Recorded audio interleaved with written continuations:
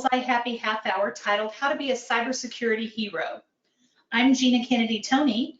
Today we have James McHale, who will moderate our panel regarding cybersecurity. James is a sales engineering supervisor, and believe it or not, James is having technical difficulties, so you won't see his smiling face, but I know we'll be able to hear him. So James, we appreciate it, and thank you for trying to work through those. James will moderate our panel, and the panel includes Evan Branster. Evan is our uber smart security engineer. And we also have Andrew Witt, our equally uber smart security product manager. Andrew gets mad if I don't say it like that too, that he's equally uber smart. The call today will be recorded, and you will receive the recording after this call. If you have questions, please add them to the chat, and we will answer you as soon as possible. James, let's take it away. Thank you, Gina. Can you hear me all good? We can hear you all good. All right. Thanks, everybody. I want to thank everybody for attending our Happy Half Hour. As Gina said, today we'll focus on security, specifically, I think, around small business and how you as the partner can be, help keep your customers' data safe and become that trusted advocate. So with no further ado, let's kick in. And Evan, I'm going to start with you today. Let's make this back and forth kind of scenario. What are some of the big picture challenges that small security teams face? And what can agents do to encourage the leaders of those organizations to think differently? Yeah, so a small security team just mainly faces being small. You don't have help. You don't have necessarily a high budget. A lot of times, instead of it being a dedicated security team, it's on IT people who have the same skill set, but may have to spread their time out over all kinds of duties that aren't necessarily security related. So you're fighting an uphill battle of not enough time in the day. And then you have to add like potentially checking alerts in there to make sure that everything security related is being addressed, in addition to maybe other IT duties like installing systems or fixing things that go wrong with employee hardware. So it's organizational leaders don't necessarily understand like why security is important and how it relates to liability, and it's okay to have a small team, but you have to know how to help that team. By empowering them with the right resources. Right. Got it. Makes sense. Okay, Andrew, let's see. Why would someone want to hack a smaller organization if there is not necessarily what they would consider valuable data there? Because remember, we're kind of staying focused around the small business today. Yeah, I think the big answer to that is no organization is too small, right? And if you think like that, then I think that there's, as a leader, you're probably already in trouble if you think that you're too small to get hacked, because we've already seen it. We see it constantly with the amount of ransomware that's going on today, that no organization really is too small. But to get into the specifics on maybe, hey, we're too small of a target, we don't have valuable enough data, maybe we just make widgets, maybe it's a factory, maybe it's food, maybe it's supply chain, whatever. I think you have to consider, okay, well, where are we in the food chain, so to speak? So I think that the big example that I like to use here is several years ago now, I guess it's been probably 4 or 5 years, when Target had its major credit card breach. That breach happened because of the small HVAC vendor that they had contracted to that store at the time. That vendor was breached to then gain access to Target's data. So it's, hey, where are we in this food chain, and where might we fit in a larger scheme? If someone got access to our data, what else could they touch? And analyzing where you're at in that third/fourth party chain. And then the other avenue is information security professionals have what they call the CIA triad, and that's when they're considering confidentiality, they're considering integrity, and they're considering availability of data. So you need to consider, am I trying to keep this data confidential? Am I trying to keep the data pure? And am I trying to make sure that our systems are available, meaning like high uptime? So we see this manufacturing customers where they don't necessarily invest a lot in cybersecurity, but they also may not be considering, well, what happens if one of our PLC controllers that's operating a Windows XP machine gets ransomware on it and gets shut down for an entire day? So what happens then is now you as a manufacturer are responsible to, whatever supplier you're working at, one of your machines got shut down by ransomware.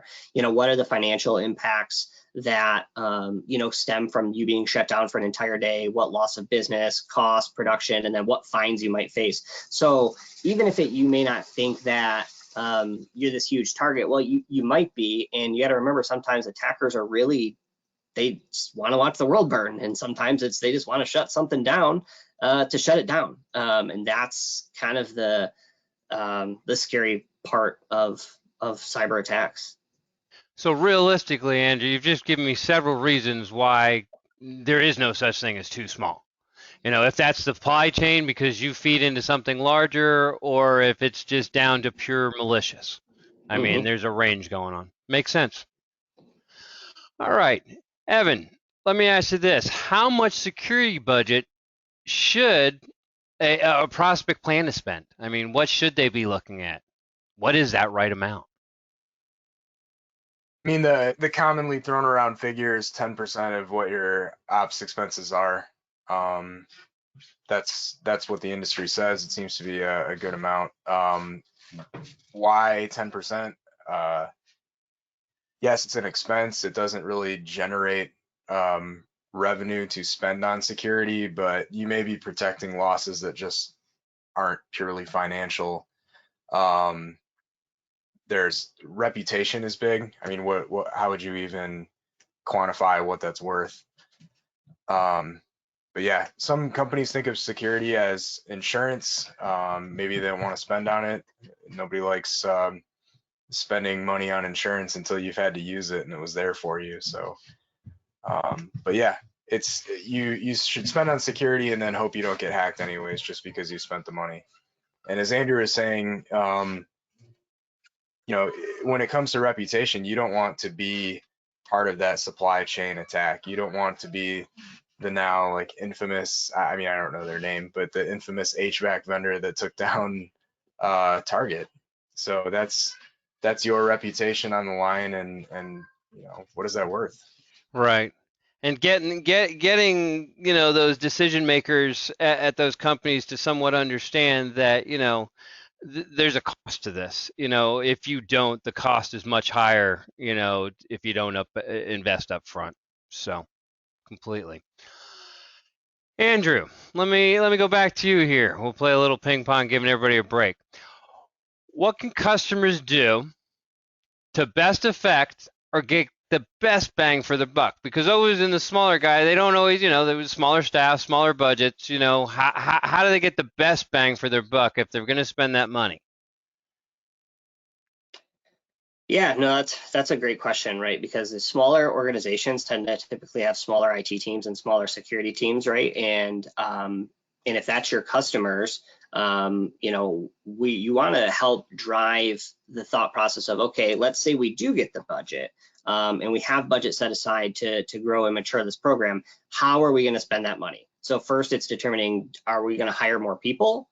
Are we going to invest in process changes, or are we going to invest in technology, right? That triad of people, process, or technology, to helping determine, what that is, and hopefully they can, make that decision on their own, so that we can determine, okay, what's needed. So what you're looking at is, hey, to be most cost effective, we need to understand at least where the maturity needs to happen. Does it need to happen in team size and people and knowledge? Does it need to happen in how we do things, or does it need to happen in what we do things with?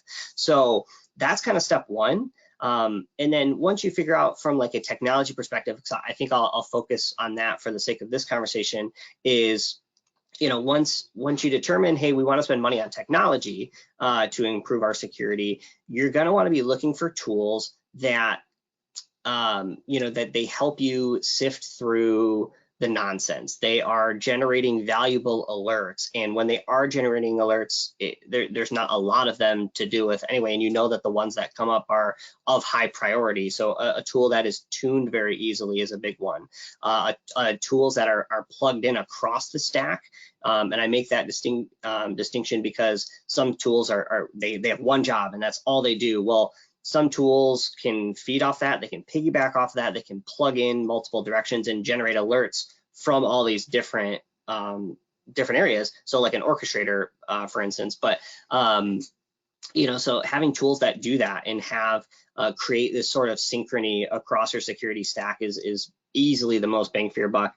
Automation is the other big one, right? And I say automation not from the sense of, hey, everybody is aware of DevOps and they're aware of, injecting CI/CD, and security earlier into the pipelines, but where there are a lot of tools nowadays that at least have automated processes built in, they have automated response built in, automated playbooks built in.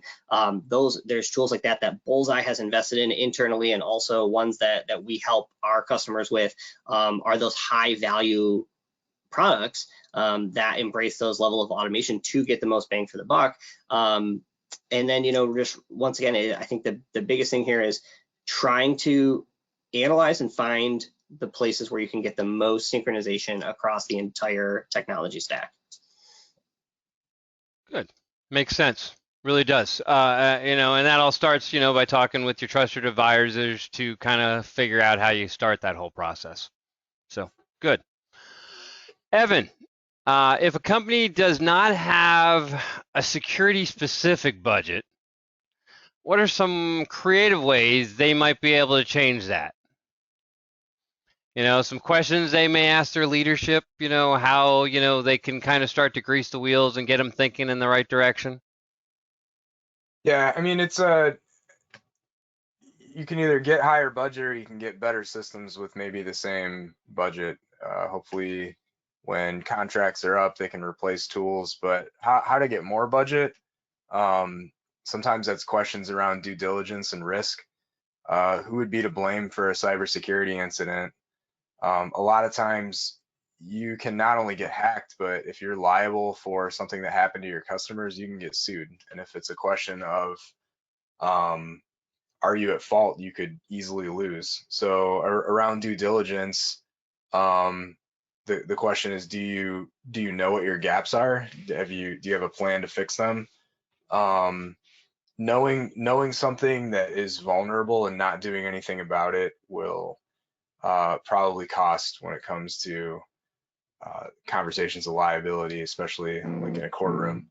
Litigation costs we're talking here. Okay. Yeah. Makes sense. Not the litigation cost, but the fact that you will likely lose if there is a question of, did you know about something and not fix it? There's also conversations around like the size of teams and headcount. Are you understaffed?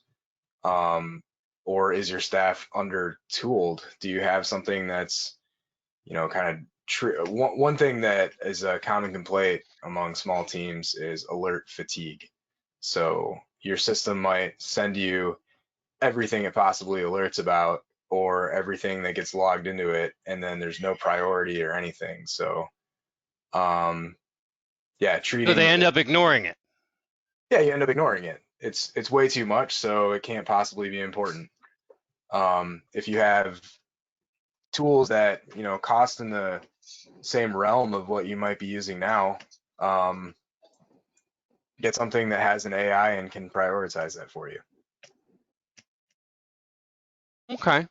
Well, Evan, one issue comes up a lot is, how are small teams supposed to handle the more ever complex ecosystems of these tools? I mean, we're talking around these tools, but it seems like there's a lot of options out there and stuff. That's really, I think where we come in and we can help empower our agents out there to help them navigate that.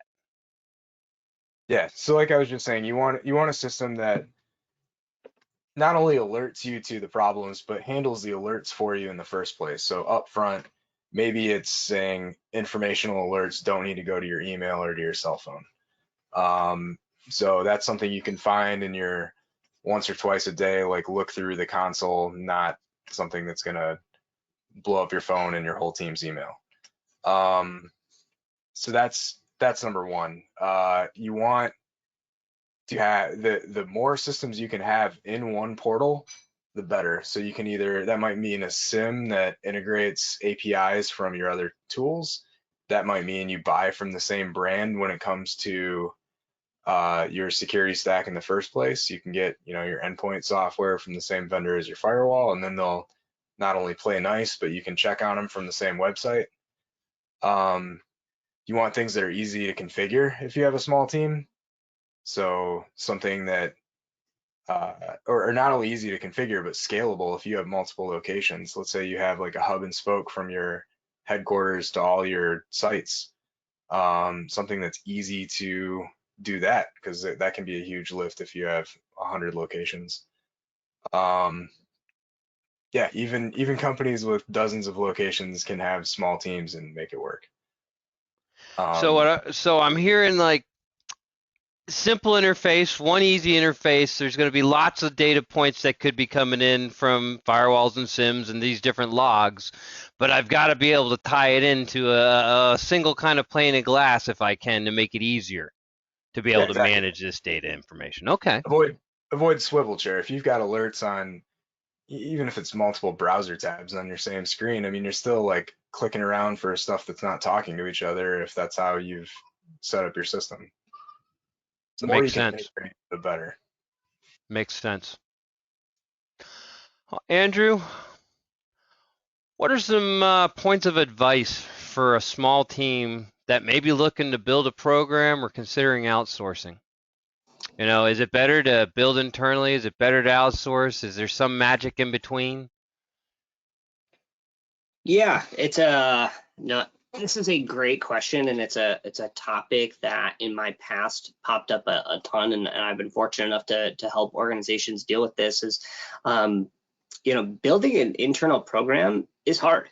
Outsourcing is also hard for different reasons. So it is a high level decision that should take a lot of time to process. But here's kind of some pros and cons of each, right? So outsourcing may seem like the better option for you at the initial stages. And I think that at an early stage of an organization and there's a low level of maturity across both IT and security, outsourcing is probably a good option for you. It does cost a lot of money though, and you have to be prepared for that expense. I don't think people necessarily understand how much true outsourcing really does cost. It is an expensive offering. I think it still leaves gaps as far as maturity goes too. When you outsource, especially things like security or incident response, you have to be cognizant of alert thresholds. Is someone alerting me when an alert comes in, or they don't alert you until alert number 51 comes in out of 50, because that's what their SLA was. And there's a lot of fine print stuff that has to be considered, especially when it comes to incident response. I think that if you, maybe if you were, have some maturity, but you really don't have those kind of operational expenses, maybe outsourcing is the option for you, and you want to spend the money. And I think that a lot of people can do that, and they can do it well, and they can survive like that. I will say though, for smaller organizations, for small business, as we're trying to focus on, it's really not difficult to build a program internally though. I said it was hard before, but when you're talking about comparing your smaller organization to maybe an enterprise where you need a 24-person SOC that has 24/7 capabilities, that's not necessary for a smaller organization. You can run it with a few people, but it's jumping back to a couple questions that we've addressed, is being smarter about your tool selection, being smarter about the stack, leveraging automation, leveraging ways to minimize the amount of work that has to be done across systems. So it's an option to do both, and they both have their challenges. They both have their amount of money. My personal recommendation is always build internally, even if it takes a little bit longer than outsourcing, but you will leave more mature. You will leave way better on your investments for that time and money spent than you will for outsourcing. Like think of it as you're investing in assets versus buying versus renting mentality, basically. That's where that maturation will continue to grow. So it's yeah, you should consider both, especially early on. But my personal recommendation is Okay, buy rent when you can buy. makes sense. Andrew, I'm going to stick with you for a second here. Another challenge that some of the small teams have is in reporting structures. Why is it important to separate the IT and security in the org charts? Oh, this is a good one. This goes back to, I think, what Evan was talking about earlier with due diligence and liability.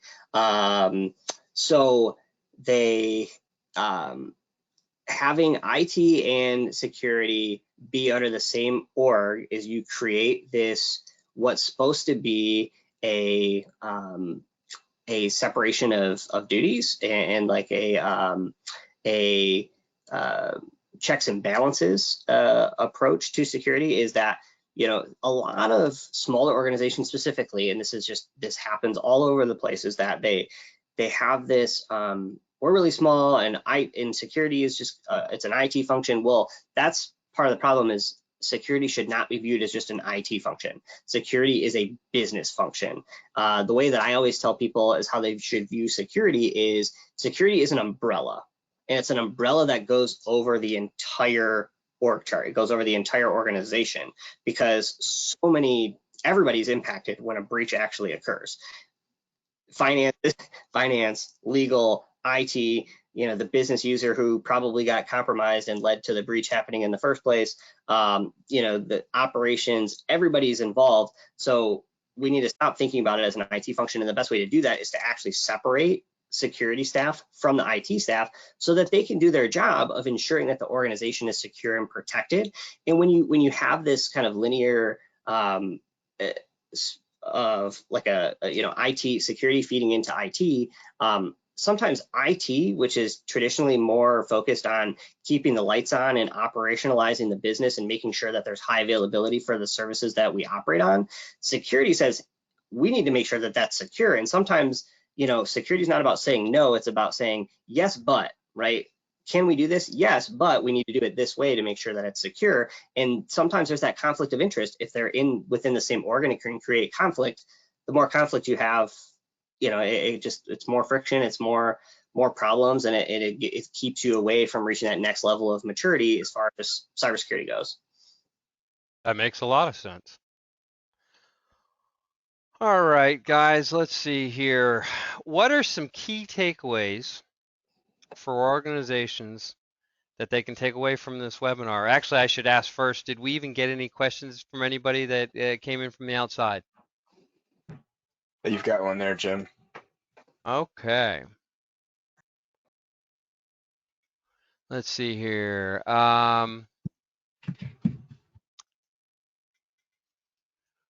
Will we provide sales engineers talk with customers and also we have collateral and marketing pieces? Yes, we absolutely are available as a resource, everybody. I'm sorry, I had to read that. That was a small print for me. Don't have my glasses on.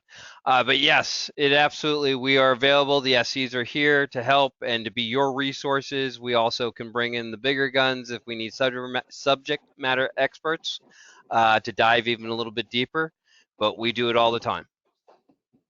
And collateral, we have a great marketing department at Marcom that's also helped put this event on today that has all kinds of great marketing go along with it.